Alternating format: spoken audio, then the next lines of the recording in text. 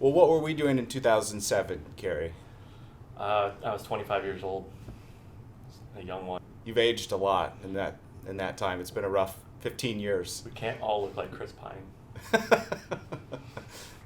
Yeah, some of us can. Yeah, so when when we started, we were both working at another agency here in town, and Drew always wanted to be off on his own and doing his own thing. I was somewhat in that camp, but Drew really pushed that. So we were working together on a lot of projects, and he asked me one day to just go to lunch and talk it over about potentially going off on our own. And I was very hesitant. My wife was pregnant, Drew's wife was pregnant, and I just liked the stability that we had. You're phrasing this kind of negatively.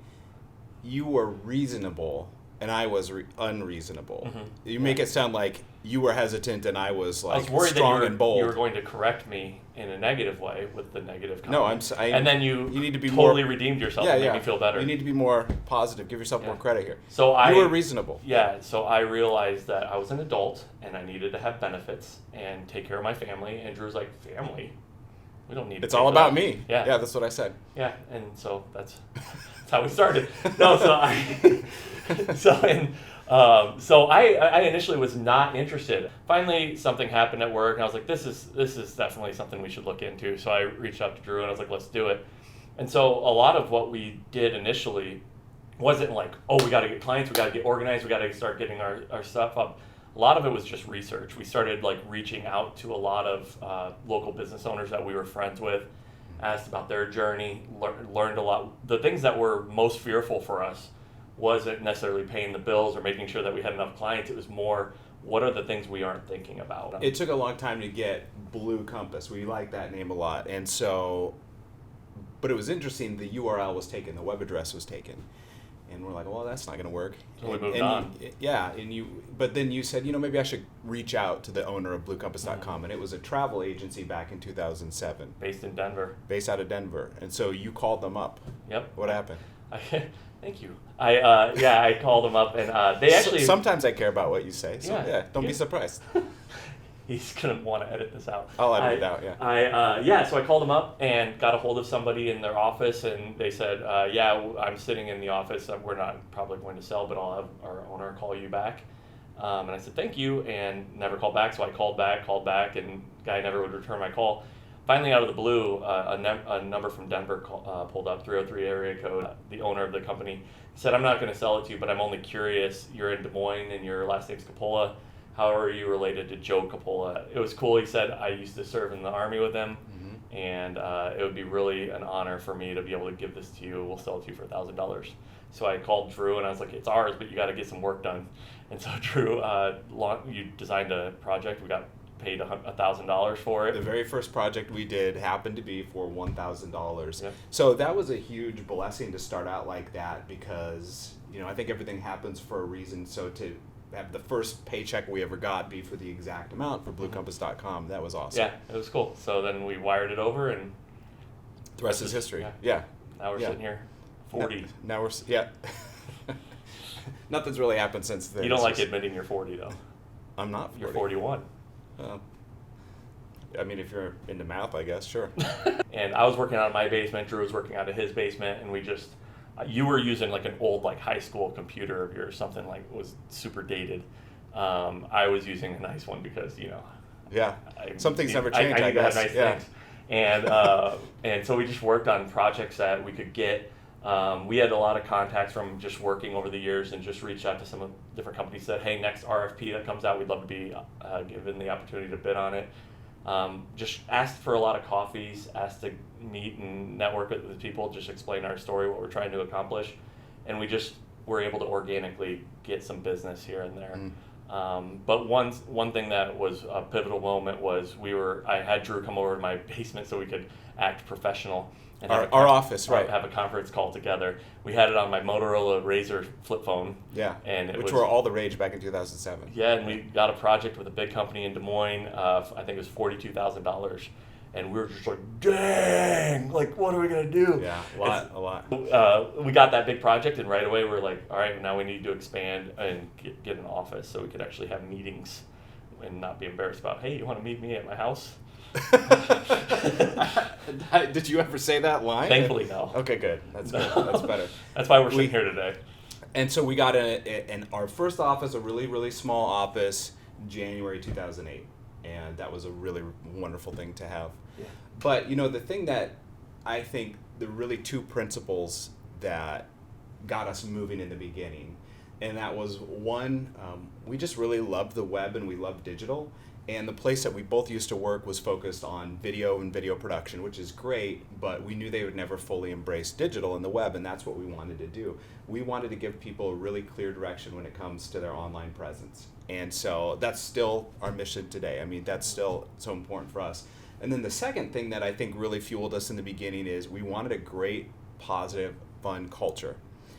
And the culture that we were in at the time wasn't particularly positive, and there was some drama and gossip, and we certainly had our struggles there.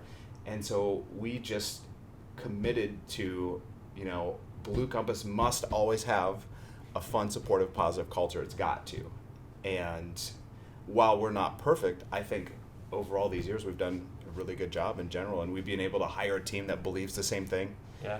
And so those two principles, I think, really fueled us in the beginning. Yeah, I can remember going home at night, and it was like a nightly routine where my wife and I would sit around, have dinner. We didn't have kids then, and just I would have my venting time to talk about work, and it was pretty much negative about things that had happened and things, drama. And she just looked at me and she's like, if you're not going to change anything, why do you expect this conversation to get better every night? And I was like, ouch. And so she was done with it. She was done hearing about it. And so that was a large part of why I was just like, let's go do something different. Yeah. Yep. Absolutely. So those were the really, really early days. And then, you know, it was just you and I in the office for a long time. And it's weird to think about what life was like back then when it was just us. And both of us did everything. And probably nothing particularly well, but we were just building websites back then. But we both did, you know, legal stuff. We did project management. Accounting. We did accounting. Insurance. Yeah, insurance, design, development, everything in between. Video, social media. Yeah, and digital marketing. Office management. My favorite lots of office management was we always tried to act so professional, like we were faking playing office as kids. And my office was the first office, Drew's was the second in our first office. And so everyone would walk in expecting to be greeted by somebody, and they'd be greeted by me sitting like working, and you know I'm the friendliest of faces. And and every time it was like I would be the gatekeeper of whether or not this was worth talking to somebody who was selling something or whatever. And most of the time I'd be like, oh, next office will help you. And I'd pass them down to you. My favorite was when some guy came in and he had like 6 oranges in his hands. Yeah. And he's like, my truck just broke down. I'm carrying a bunch of these oranges. Anyone want to buy some of these oranges from me? And I was like, what is going on? And I was like, he'll help you. Yeah. So thanks for saying. They were delicious, though. Did you buy a load? Yeah, I mean, vitamin C was really important. Health. But we also felt like very self-conscious about it because like even the building manager would come down and talk to us, and they'd be like, where's your office manager? And we're like, can't afford that. That seems lavish. Yeah, I mean, we didn't have a lot of money in the beginning. No. I mean, we just didn't. And it was just the two of us. We were super scrappy. And this was like, you know, as we get into 2008, you know, there was a recession. The economy was going down. I mean, it wasn't probably the easiest time to do this, but we just always worked really, really hard. We gave it our all. And it's funny to think back to those days, and I really didn't know anything when we started Blue Compass. I was a decent designer. That was pretty much it. You were a really good animator. I could do that too. But that was it. That was it. And you knew a lot more about pretty much everything. I feel like you had more experience in meeting with clients, putting together proposals. So I learned a lot from you in those early years for sure. Well, that's nice of you to say. Also, I haven't changed. I know the same. Yeah, you haven't grown since then. So yeah, you pretty much like I was a early riser, and you just passed me about 2009. It's all downhill. Right, yeah, something like that. Yeah. Right. All downhill from there. I still have potential. We'll see. People ask us, how do your wives feel all about this? You know, how supportive were they? So, yeah, my wife was very supportive, you know. And I think it was April of 2007 is kind of when I had the idea to create Blue Compass. But it was really encouraged by her because I was seeking something else, and she said, well, why not just start your own business? And she was always 100% behind it. And I'm very, very grateful to my wife, who is wonderful. She, for probably the first 10 years, I personally would work almost every weekend. I would work evenings, put in huge amounts of time. We have 2 young kids, and she would never complain. She never once ever complained about the time that I put in at Blue Compass. And I'm so thankful for that. And thankfully these days my schedule's better, but her support meant the world to me. So she was very instrumental. Melissa was very instrumental in starting Blue Compass. Couldn't have done it without her. Yeah, when I pitched my wife on the idea that Drew was coming to me to start something, she was a little hesitant, more so because she was realistic as well. Yeah.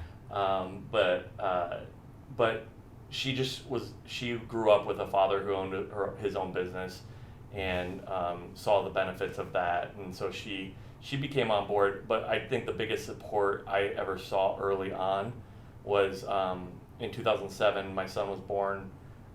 He's in high school now, and he had some medical health issues, and so we were actually in the NICU when he was born, and we had just started. So this was like December, and we had just started in November, or I guess in September 28th, so just a little bit earlier than that, and so we were in the NICU, and we were doing pretty much folders and business card design, traditional media type stuff. And I was designing in the NICU with our baby in an incubator, with Allie sitting there just trying to support our small little family. And I was designing in front of her and working, and said, I have a meeting tomorrow I got to go to. And she's like, I mean, this NICU bill's not going to be cheap, so get what you got to get done. And so she was very supportive of that. But that was the first time where like the pressure really sank in, where, I mean, when it's just you and your significant other, you're just like, well, I mean, we can figure things out. Like, we'll go live in an apartment, go live in my parents' basement. We'll do anything to be able to survive. But when you have a child who is struggling, and you just have a small family that you're trying to be supportive of. She was working as well, but we just felt a lot of pressure at that point. And so we just had to roll up your sleeves and get to work and do whatever you needed to get done. And so I drove out to Indianola for that meeting, and then drove straight back. I was pretty much commuting out of the hospital during those times. My heart always goes out to small business owners, because, or just anyone working at a really small business, because it's not like we were getting 12 weeks paternity leave. My son was born and I was back to work the next day. Like, you just have to work a bunch of hours. You have to do whatever it takes to survive, especially in those early days. Yeah, and when your second son was born, you literally had like 5 minutes alone with your wife and the second child before I walked in the room and had an important question to ask you and your wife about work stuff. And I was just like, and you understood. You're like, yeah, I know, you gotta get that answer before you go out. So, and it wasn't something I could just call you. It like was something on a computer I had to bring in and have you run me through it. So it was just, we were in it together. Like, we understood. Yeah. We were supporting of each other's families. To this day, we still are that way. But it's just, that's the priority, is being supportive of each other, and everything else will work itself out.